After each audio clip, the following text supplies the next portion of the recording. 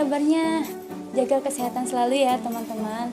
Aku dari kelompok 4. Kesempatan kali ini kita mau ngebahas tentang demokrasi. Jadi ditonton sampai selesai ya teman-teman videonya. Yuk. Nah, sebelum kita membahas jauh tentang demokrasi, kita mau menanyakan nih, apa sih yang pertama kalian pikirkan tentang demokrasi? Mungkin yang kita pikirkan itu demokrasi adalah sistem pemerintahan yang diselenggarakan dari rakyat, oleh rakyat, dan untuk rakyat. Ya, itu benar. Tapi kita pernah berpikir gak sih kapan pertama kalinya demokrasi itu muncul atau pertama kalinya demokrasi ada gitu? Pada abad ke-5 sebelum Masehi, untuk menyebutkan sistem politik negara kota Yunani, salah satunya Athena, kata ini merupakan antonim dari aristokrasi, kekuasaan elit. Secara teoritis, kedua definisi tersebut saling bertentangan. Sistem politik Athena klasik memberikan kewarganegaraan demokratis kepada pria elit yang bebas dan tidak menyertakan budak dan wanita dalam partisipasi politik. Di semua pemerintah demokrasi sepanjang sejarah kuno dan modern, kewarganegaraan demokratis tetap ditempati kaum elit. Sampai semua penduduk dewasa di sebagian besar negara demokrasi modern benar-benar bebas setelah perjuangan gerakan hak suara pada abad ke-19 dan 20. Di antara abad ke-4 sampai dengan abad ke-6 sebelum Masehi, konsep demokrasi lahir dari Yunani kuno yang dipraktikkan dalam hidup bernegara. Demokrasi yang dipraktikkan pada waktu itu adalah demokrasi langsung, artinya hak rakyat untuk membuat keputusan-keputusan politik dijalankan secara langsung oleh seluruh rakyat atau warga negara.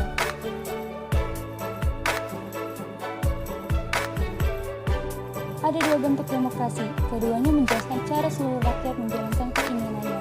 Bentuk demokrasi yang pertama adalah demokrasi langsung, yaitu semua warga negara berpartisipasi langsung dan aktif dalam pengambilan keputusan pemerintahan. Yang kedua, konsep demokrasi perwakilan muncul dari ide-ide dan institusi yang berkembang pada abad pertengahan Eropa, era pencerahan dan revolusi Amerika Serikat dan Prancis. Nah, dari beberapa penjelasan yang kita tuturkan tentang demokrasi, lalu apakah negara kita sudah demokratis? Demokrasi dalam pandangan para pendiri bangsa Indonesia. Setelah Indonesia merdeka pada 17 Agustus 1945, secara gamblang duet pemimpin duit tunggal Soekarno dan Muhammad Hatta telah mendeklarasikan Indonesia merdeka sebagai sebuah negara yang demokratis. Karena pada kalimat terakhirnya dikatakan dalam teks proklamasi 17 Agustus 1945 adalah atas nama bangsa Indonesia. Bila dikaitkan dengan definisi bangsa, maka yang dimaksud adalah seluruh rakyat Indonesia. Jadi, kemerdekaan Indonesia adalah kemerdekaan yang diperuntukkan bagi rakyat Indonesia sendiri. Namun, Lembaga Ilmu Pengetahuan Indonesia mengatakan Indonesia belum demokratis, dikarenakan ada beberapa aspek yang belum terpenuhi untuk menjadi negara demokratis. Prinsip-prinsip demokrasi, ciri-ciri demokrasi, dan macam-macam demokrasi. Saya akan menjelaskan tentang prinsip-prinsip demokrasi terlebih dahulu. Ada yang tahu nggak prinsip-prinsip demokrasi itu apa aja? Nah, jadi prinsip demokrasi yang pertama itu ada negara berdasarkan konstitusi. Prinsip ini terkait dengan undang-undang dasar atau semua hukum yang ditetapkan. Konstitusi dijadikan landasan dalam berbangsa dan bernegara. Fungsinya agar sebagai pembatas kewenangan pemerintah dan bisa memenuhi hak rakyat, agar rakyat tidak diperlakukan sewenang-wenang oleh penguasa. Prinsip demokrasi yang kedua yaitu kebebasan berpendapat dan berserikat. Setiap warga negara berhak untuk membentuk suatu organisasi atau berserikat. sekaligus tidak membatasi haknya untuk menyampaikan pendapat. Namun, pendapatnya itu juga harus disampaikan secara bijak. Demokrasi yang ketiga yaitu pergantian pemerintahan secara berkala.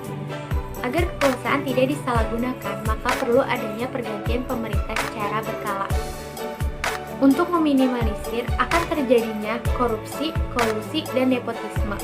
Pemilihan umum harus diselenggarakan secara jujur dan adil, dengan harapan dapat menemukan pemerintah yang dapat diandalkan.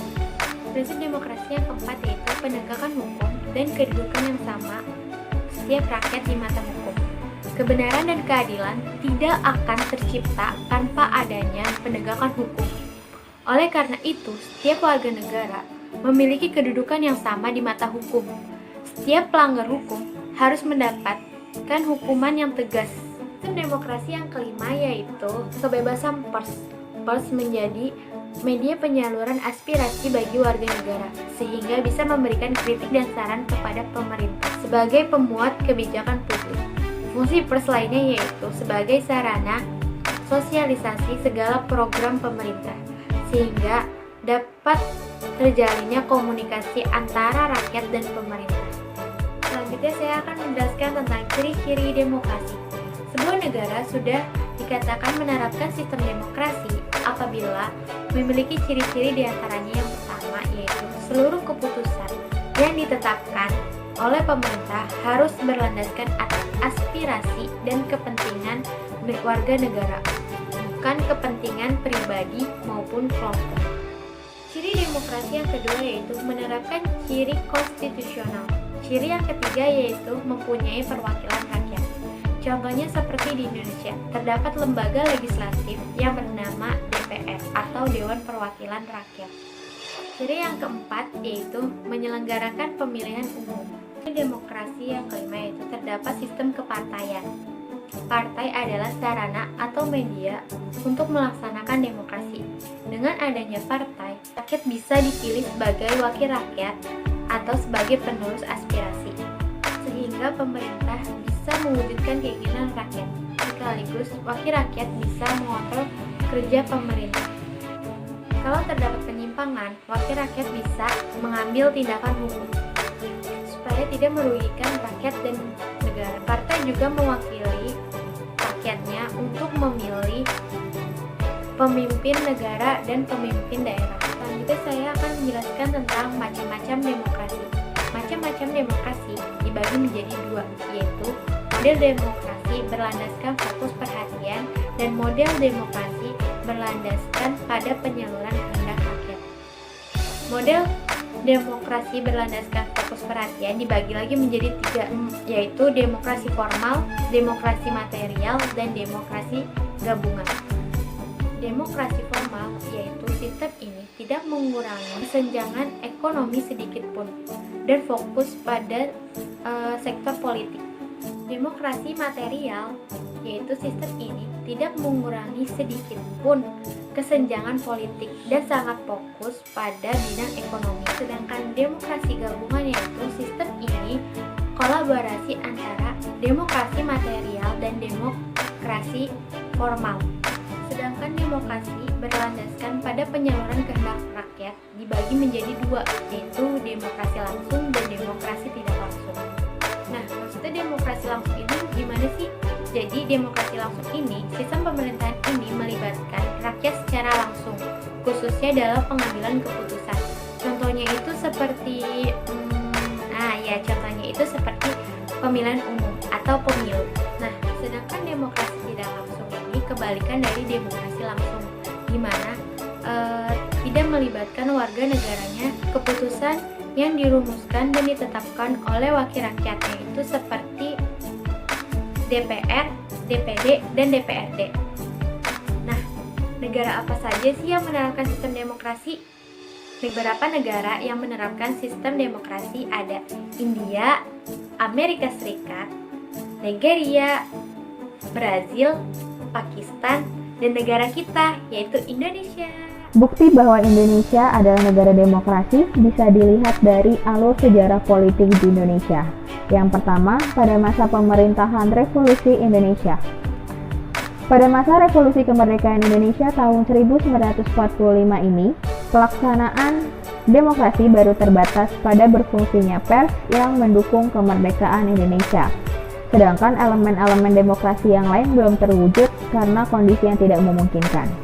Partai-partai politik mulai tumbuh dan berkembang cepat, dengan tujuan utama yaitu ikut serta memenangkan revolusi kemerdekaan dengan menanamkan kesadaran untuk bernegara serta semangat anti penjajah. Pada periode ini, telah diletakkan hal-hal mendasar bagi perkembangan demokrasi di Indonesia untuk masa selanjutnya, yaitu yang pertama, pemberian hak-hak politik yang sama secara menyeluruh kepada seluruh bangsa Indonesia tanpa diskriminasi ras, agama, suku, dan daerah. Yang kedua, kekuasaan presiden dibatasi Komite Nasional Indonesia Pusat yang dibentuk menggantikan parlemen. Pembatasan ini dilakukan karena secara konstitusional ada kemungkinan presiden untuk menjadi diktator. Dan yang ketiga, pada maklumat wakil presiden, maka dimungkinkan terbentuknya sejumlah partai politik yang kemudian menjadi peletak dasar sistem kepartaian di Indonesia untuk masa-masa selanjutnya dalam sejarah kehidupan politik Indonesia. Lalu pada tahun 1949 sampai 1959, demokrasi di Indonesia berubah menjadi demokrasi liberal atau demokrasi parlementer. Berdasarkan konstitusi yang berlaku saat itu, sistem pemerintahan dan demokrasi yang diterapkan di Indonesia merupakan sistem parlementer. Artinya, parlemen atau DPR bertanggung jawab menentukan kabinet, dan kabinet yang terpilih juga bertanggung jawab kepada parlemen. Dalam sistem ini, kepala pemerintahan adalah Perdana Menteri dan Presiden hanyalah kepala negara. Demokrasi liberal ini berlangsung sampai dengan tahun 1959. Selanjutnya, pada 1959 sampai 1965, demokrasi di Indonesia menjadi demokrasi terpimpin. Menurut TAP MPRS nomor 8/MPRS/1965, demokrasi terpimpin adalah kerakyatan yang dipimpin oleh hikmah kebijaksanaan dalam permusyawaratan perwakilan yang berasaskan musyawarah untuk mufakat secara gotong royong yang bagi semua kekuatan nasional yang progresif, revolusioner dengan berporoskan nasakum. Itu artinya sistem pemerintahan ini menjadikan seluruh pihak bertanggung jawab dan mendapatkan arahan hanya dari presiden. Pada saat itu, konstitusi yang berlaku adalah Undang-Undang Dasar 1945 dan Presiden Soekarno berkedudukan sebagai kepala negara sekaligus kepala pemerintahan yang berlandaskan pada sistem presiden. Yaitu contoh pelanggaran demokrasi di Indonesia. Nah, contoh pelanggaran demokrasi di Indonesia ini sendiri menurut saya merupakan topik yang menarik sekali untuk dibahas. Yang pertama itu ada yang namanya money politik atau yang biasa kita kenal dengan politik uang. Menurut Tahjokumolo, pada bukunya yang berjudul Politik Hukum Pilkada Serentak mengatakan bahwa money politik adalah suatu upaya mempengaruhi orang lain atau masyarakat dengan menggunakan imbalan materi, atau dapat juga diartikan jual beli suara pada proses politik dan kekuasaan serta tindakan membagi-bagikan uang, baik itu milik pribadi atau parpol untuk mempengaruhi suara pemilih. Terjadinya money politik di Indonesia di sendiri sangat dipengaruhi oleh masyarakat yang acuh terhadap politik, sehingga mereka mudah sekali menerima sogokan dari orang lain. Nah, beberapa faktor yang dapat mempengaruhi terjadinya money politik ini sendiri ada tiga. Yang pertama yaitu kemiskinan.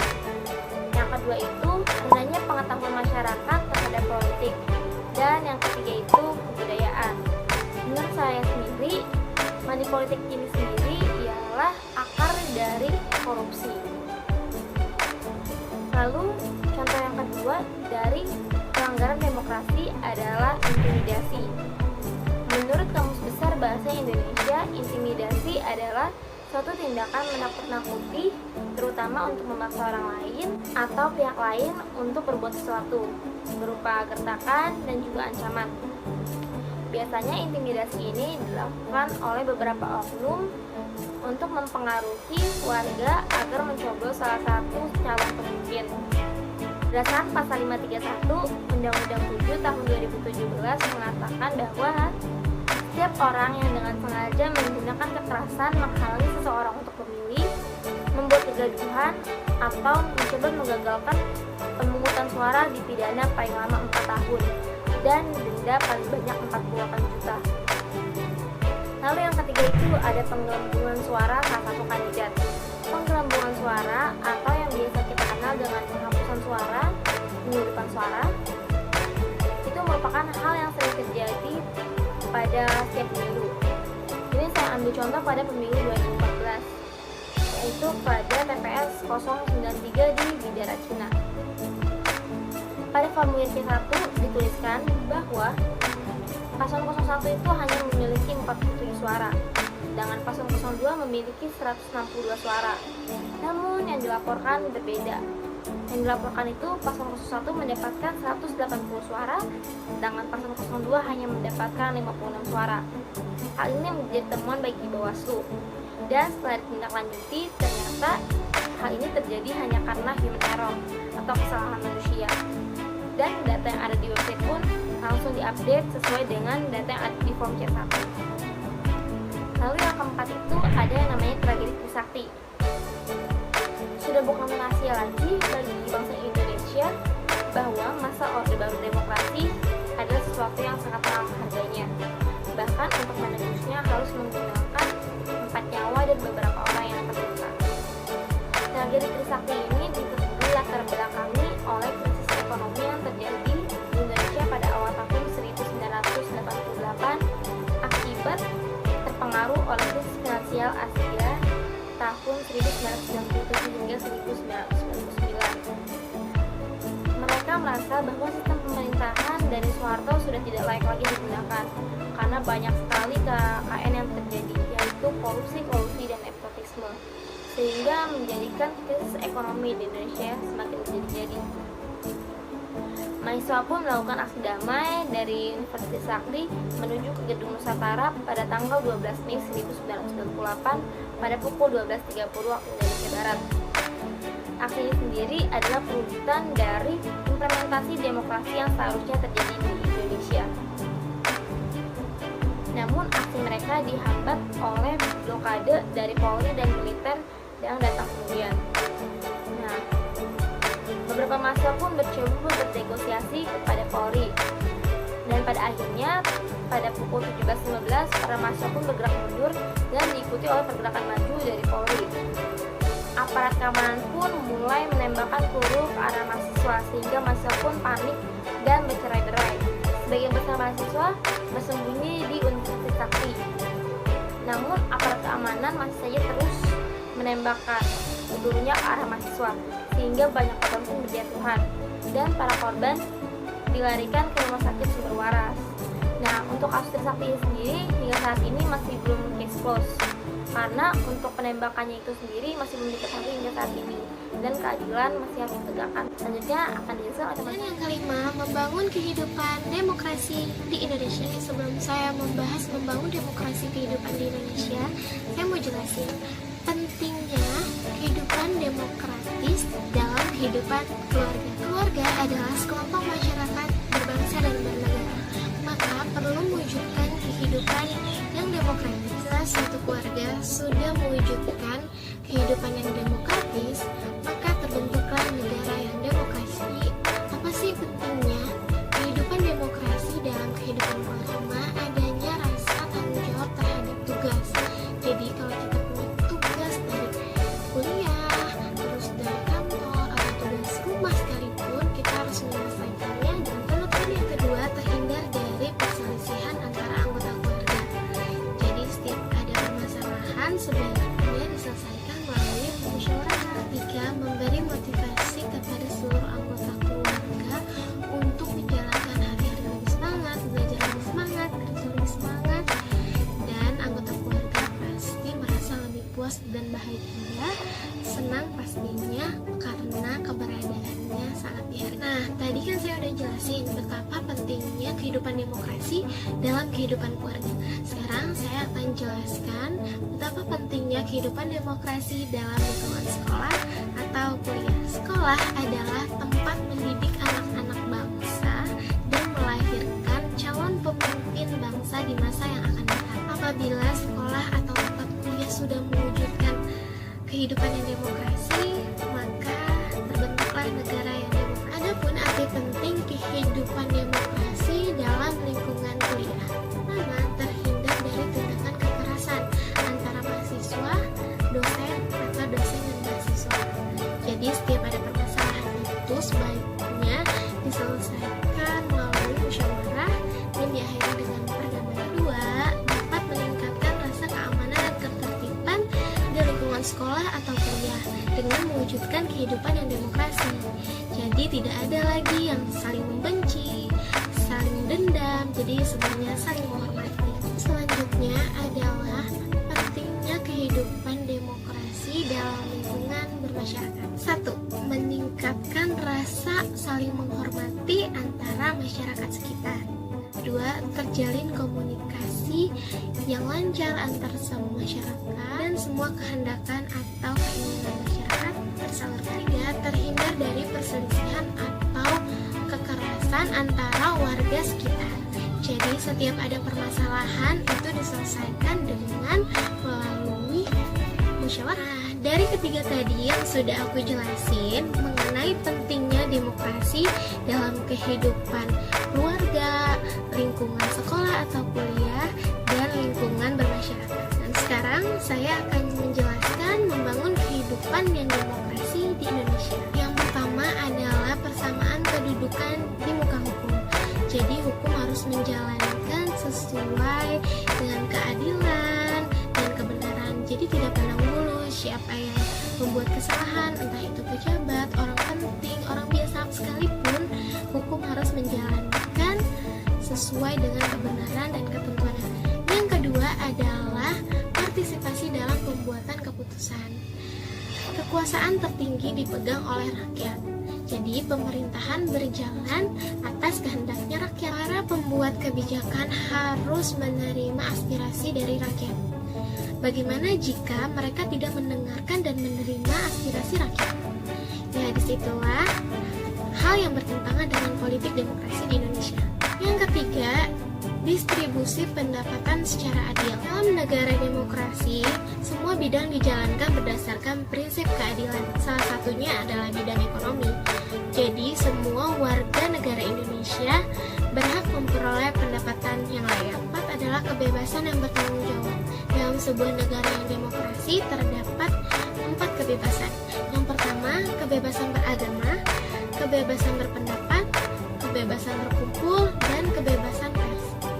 Artinya adalah kebebasan tersebut harus dimiliki seluruh warga negara Indonesia dan tidak boleh bertentangan dengan norma yang berlaku. Dan sampai sini saja yang dapat kami sampaikan.